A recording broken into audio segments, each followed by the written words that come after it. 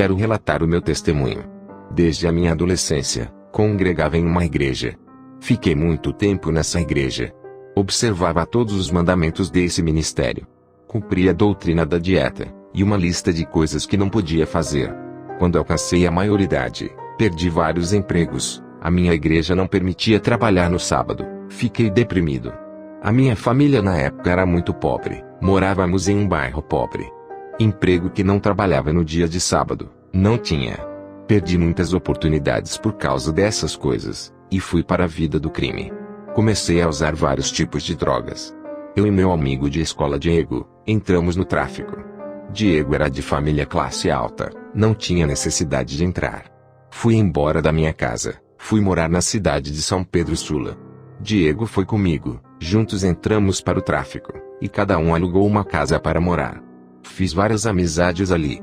Conheci pessoas perigosas, tornei amigo de Armando, o rapaz viciado em drogas, que perdeu o seu pai em um acidente, e sua mãe sem condições financeiras, entregou ele ao orfanato aos 7 anos. Quando ele fez 10 anos, fugiu do orfanato, e já fazia 14 anos que ele vivia sozinho sem ninguém da família. Ele trabalhava apesar de ser viciado. Chamei ele para morar comigo, e me ajudar a pagar o aluguel. Fiz amizade com o gerente do tráfico que comandava aquele bairro, ele se chamava Mauri. Faturávamos muito dinheiro para ele. Por causa disso, ele me deu o cargo de gerente.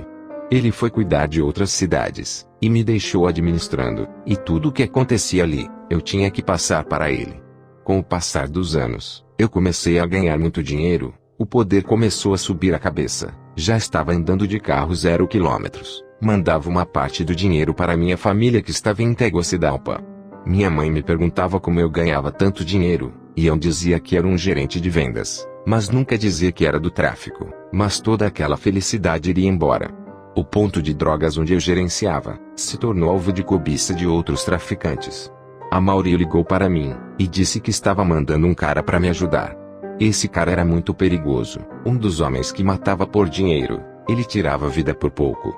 Ele desvalorizava a vida das pessoas. Esse homem tinha matado mais de 15 pessoas somente naquele ano. 11 homens e 4 mulheres foram suas vítimas. Seu nome era Guido. Ele sabia que eu era o gerente daquele ponto, tinha um respeito pela minha pessoa.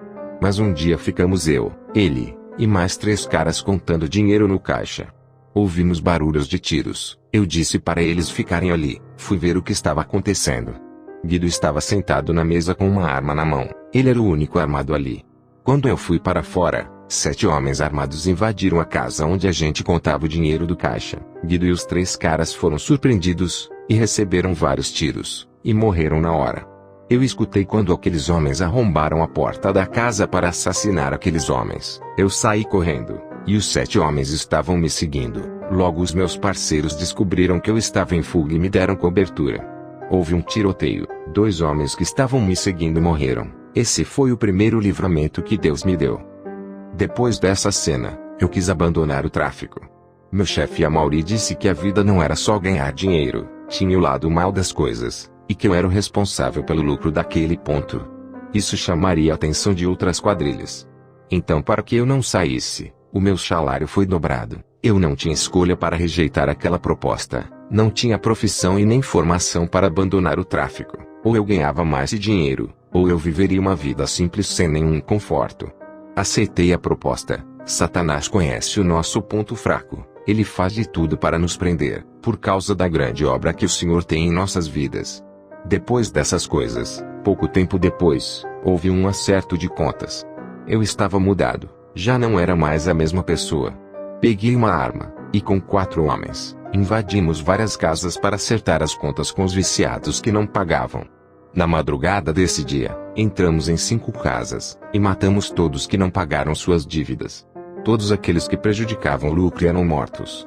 Teve um dia que eu e alguns homens, fizemos uma chacina de 4 pessoas, eu já não sentia piedade das vidas. Matei uma viciada por dívidas, ela deixou 2 crianças para criar.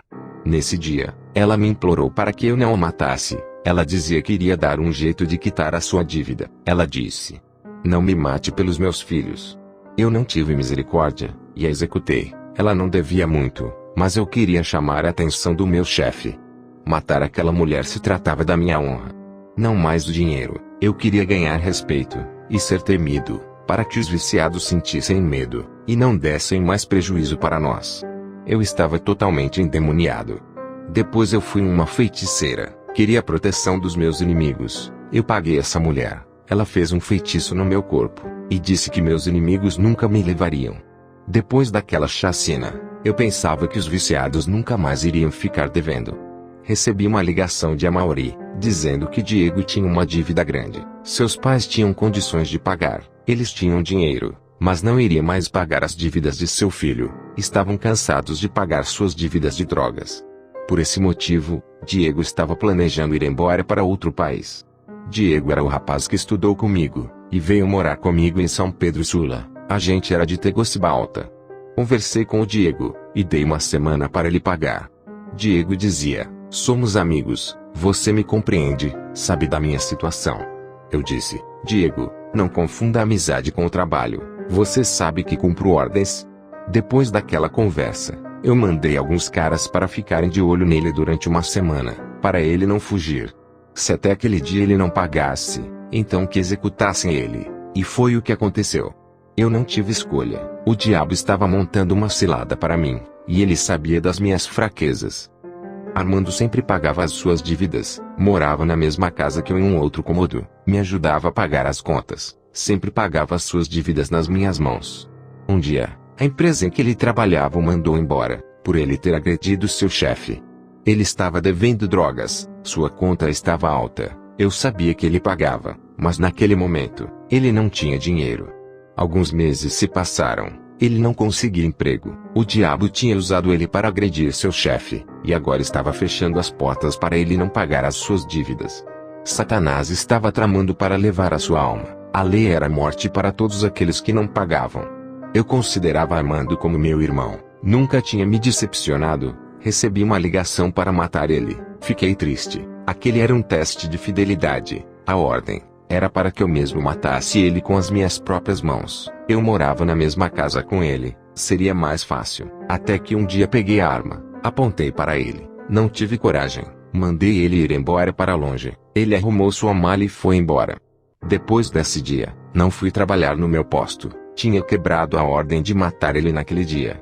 Dias depois, Amaury veio até minha casa e disse: você me decepcionou, esperava mais de você, aumentei o seu salário, falei bem de você aos meus chefes, e você me traiu. Eu arranquei dinheiro do meu bolso e paguei a conta de Armando, e disse para ele: procura outro, não faço mais parte do tráfico. Poucos dias depois, eu estava na rua. Amaury apontou sua arma para mim, e disse que traidores como eu não deveriam viver. Eu comecei a correr. Ele atirou, seu tiro pegou no meu ombro e eu corri. Amaury não estava sozinho, tinha muitos homens com ele. Aquele dia tinha sido decretada a minha morte, e eu não poderia escapar. Alguém chamou a polícia, houve um tiroteio, 3 policiais morreram, e 5 traficantes morreram.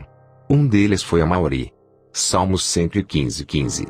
Não toqueis nos meus ungidos e nem maltrateis os meus profetas. Ele só morreu porque se levantou contra a minha vida. Satanás estava usando esse homem para ganhar minha alma. Toda aquela proposta de dinheiro oferecido, era para eu ficar preso ao crime, e o diabo levar a minha alma. Eu fui levado para o hospital. Tiraram a bala do meu ombro. Alguém fez a denúncia na delegacia, dizendo que eu era o gerente. Eu já tinha saído, mas não teve jeito. Do hospital, eu fui para um presídio.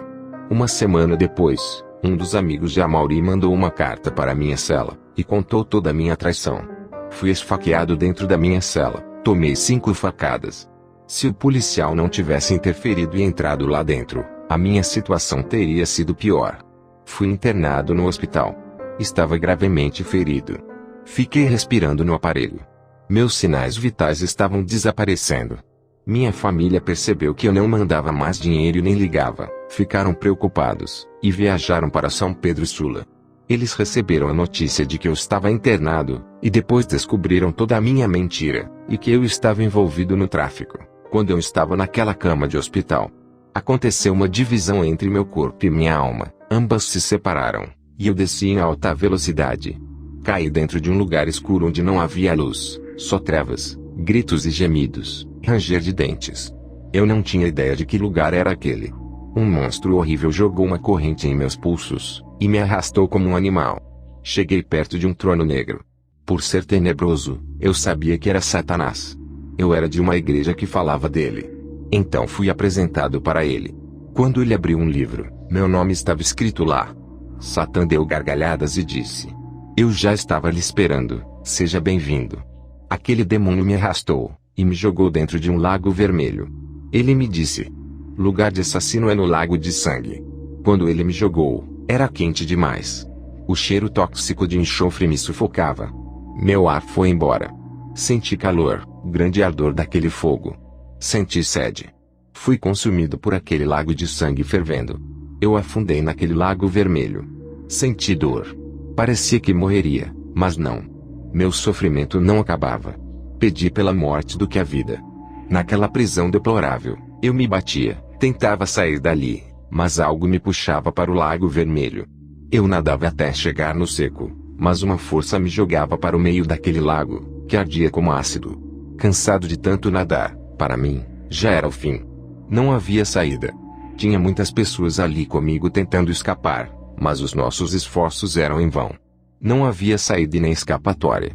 Quem cai naquele lugar, acabou. Não há esperanças, não há absolvição para os seus prisioneiros, só resta condenação para o lago de fogo no juízo final. Eu congreguei muito tempo em uma igreja morta, que dizia que não tinha ninguém no inferno, o ensinamento do engano. Satanás não quer que ninguém saiba que o inferno existe, para levar o maior número possível de pessoas a esse lugar. Eu acreditava na doutrina do engano dessa falsa igreja, que ocultava a realidade do inferno. Eu sou prova viva da existência desse lugar. Eu sabia que era merecedor daquele lugar. Toda a maldade que eu havia feito, ficavam vivas na minha mente, era o que me atormentava. Além de todo o sofrimento, sofria tormentos psicológicos e me arrependia, mas não adiantava, era tarde demais para mim. Queria voltar atrás, começar a fazer tudo aquilo que agradava a Deus, mas havia acabado. Minha família congregava em uma igreja séria, faziam campanhas de oração. Naquele hospital, eu já estava morto. Os médicos queriam desligar os aparelhos. Minha mãe disse que eu não poderia morrer. Deus tinha prometido para ela que iria me levantar como homem de Deus para fazer a obra. Ela não aceitava minha morte. Eu estava em um lugar onde ficam os homens sanguinários. Vi um anjo descendo em minha direção, e pegava na minha mão, e me puxava daquele lugar. O anjo me disse: "Você recebeu mais uma oportunidade. A obra que Deus tem em sua vida é grande. Foi necessário que passasse por isso, para que você não se desvie mais do caminho da verdade." O anjo me levou em um lugar, onde eu pude ver as pessoas que eu havia matado. Elas olhavam para mim com muito ódio. Pude ver alguns jogando a culpa em mim. A mulher que eu tinha matado e deixou 2 filhos, me insultava e dizia: "Você estragou a minha vida, olha para onde você me mandou, você merece esse lugar." Fui para um lugar, onde eu vi Diego queimando no fogo. Ele olhava para mim e chorava, eu também chorei, me senti culpado por ele estar ali. Pensei comigo mesmo: eu acabei com muitas vidas, fui instrumento de Satanás para trazer essas pessoas para esse lugar. Nunca mais vou fazer mal a ninguém, não ganharei mais almas para o diabo. Agora, o anjo do Senhor me levou a um lugar perto do lago de fogo, uma parte muito longe das almas. Ficamos em uma longa distância. Não podíamos nos aproximar muito, pois o poder de sucção daquele lugar era tão terrível, que até os demônios tinham medo e passavam longe. Dava para ouvir aquele lago de fogo ferver, e a sua fumaça subia para cima. Aquele lago não tinha fim, caberiam uns 7 planetas nossos dentro daquele lago. O anjo me disse: "Todas essas almas que hoje tu vistes, ressuscitarão, e serão jogados dentro desse lago, junto com Satanás e seus anjos. Todas essas almas receberão seus corpos físicos, ficarão completos como nasceram. Foi assim que Deus os criou. É justo que eles recebam seus corpos antes de serem sentenciados." O anjo e eu voltamos para a terra. Minha respiração voltou, e meus olhos se abriram. Meus pais estavam orando por mim junto com os irmãos. Eu estava mais de uma semana internado, mas eu havia falecido há 2 dias. Minha mãe lutava para não tirarem o meu corpo. Quando eu acordei, meus pais junto com os irmãos começaram a glorificar a Deus. Os médicos ouviram um barulho. Entraram no hospital sem acreditarem que eu estava vivo. Eu contei para eles a minha experiência. Naquele dia, Aceitaram a Jesus mais de 15 pessoas entre médicos, enfermeiros e funcionários que trabalhavam naquele hospital. Recebi alta. Eu sabia que iria preso quando saísse dali. Dobrei meus joelhos, percebi que uma sombra negra saía do meu coração. Me arrependi de todo o mal que eu tinha feito. Sei que não posso consertar as famílias que eu fiz chorar, nem fazer aquelas vidas voltarem, mas posso ajudar os que estão vivos. Fui preso, ganhei muitas almas naquele presídio. Fui solto com a ajuda de alguns médicos que se converteram com o meu testemunho. Construímos uma casa de recuperação para alcoólatras e drogados. Essa casa tem tirado muitos viciados da rua, e convertido a muitos. Nessa casa, eles aprendem a palavra de Deus, aprendem a orar, e fazem cursos para se integrarem à sociedade e ter um emprego digno. Essa casa fez uma parceria com escolas profissionalizantes. Sei que não posso construir o estrago que eu fiz nas vidas, mas posso fazer o que está embaixo do meu alcance. Sei que é o mínimo que posso fazer segundo as minhas condições, mas é de coração. Eu peço perdão a todas as famílias que prejudiquei. Talvez eu não alcance os seus perdões, mas orarei por vocês. Enquanto você que está no mundo da perdição como eu estive, aceite a Jesus. Ele é misericordioso, é um Deus bondoso. Não importa se você é um assassino, não importa o seu pecado, se é uma prostituta, um homossexual, uma lésbica, Ele quer te perdoar. Não resista a esse chamado. Eu fui para um lugar onde me pertencia. Foram alguns minutos de sofrimento, mas parecia uma eternidade. Lá no inferno, não existe contagem de horas, pois lá é só noite. Não existe contagem de tempo. Hoje é o seu dia de escapar do inferno. Não queira ir para lá, e ficar por toda a eternidade. Você que vai aceitar a Jesus, diga comigo: Pai Celestial, venho ao Senhor em atitude de arrependimento. Peço que perdoes cada pecado que cometi, os de que tenho consciência, e os de que não tenho consciência. Me arrependo de todos eles. Escreva o meu nome no livro da vida, e apaga o meu nome do livro da morte, e me livra da condenação eterna. Me perdoa, Jesus, por tudo o que eu fiz. Me faça um novo filho, me livra de todo mal, me fazendo uma nova criatura. Amém.